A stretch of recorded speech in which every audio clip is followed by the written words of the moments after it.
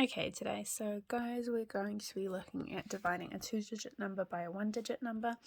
So what we've got over here is the thing that we've learned about recently, which is our DMSBR. So that stands for divide, multiply, subtract, bring down, and repeat. So we're going to be using this model for dividing 2-digit numbers by a 1-digit number. Okay, so we might have the equation 28 divided by 2. Okay, we can also write this as 28 divided by 2. Okay, so we have that. So our first step over here is to divide. So that means we see how many times does 2 go into 2. Okay, so if we think about it, 2 goes into 2 once. So we pop that up here, okay? So we've done our divide step. Okay, remember, if it's 0, we move to the next number. If it is a number over here that's above 0, we follow the process, okay? So next step is multiply. We multiply this number by 2. Okay, so we multiply that number by 2. So 1 times 2 is 2. All right, then we look at our next step. So we've done multiply, and now we need to look at subtract, okay?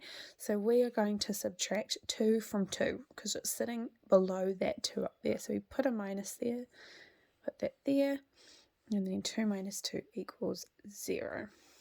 Okay, so we've got that there.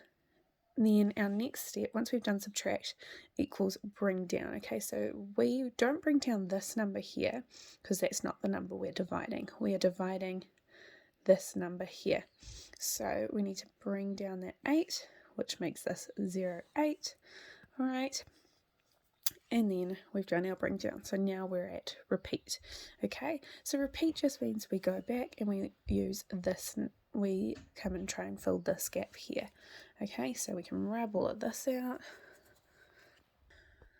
Okay, so now we go, all right, so how many times does 2 fit into 8? Okay, so let's think about it. We've got 2, 4, 6, 8. Okay, so it fits in 4 times. Okay, so we've got the number 14 up there. But we remember we always have to go through this to make sure there is no remainder. All right, so we go our next step. So we've done divide. Now we need to multiply, which means that we go 4 times 2 equals 8. So we pop it down here. All right, now we go 8 minus 8 because we've done multiply. Now we've done doing subtract equals 0. Okay, so now that that equals 0, we know that we don't have any remainders, okay? So sometimes people might like to do this as they're starting off, remainder 0, but you don't need to do that, and we just have it as the whole number 14. So 28 divided by 2 equals 14. There we go.